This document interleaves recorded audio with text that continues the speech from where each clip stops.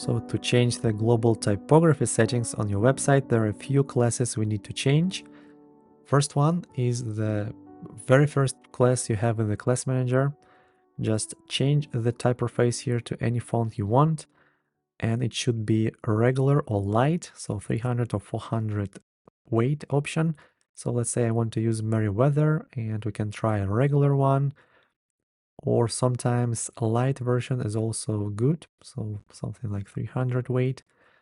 I think here light version is good, so every text on the website right now is using this font now, but we want to adjust a couple more classes. The first one is bold, and when you open this class, make sure to disable the weight option, because most of the fonts already have the weight baked in, for example here.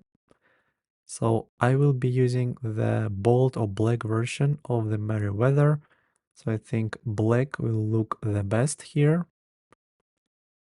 And another class we want to change is BTN. This is for all buttons. And as you can see, by default, it will use the light we set in the first class. But I think bold or black might be the best option here.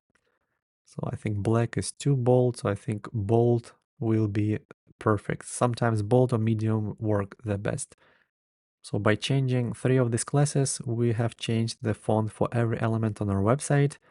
And if you want to make some text bold, you should add the class bold to this element, be it a span or paragraph break. Just select it and type the bold in the classes.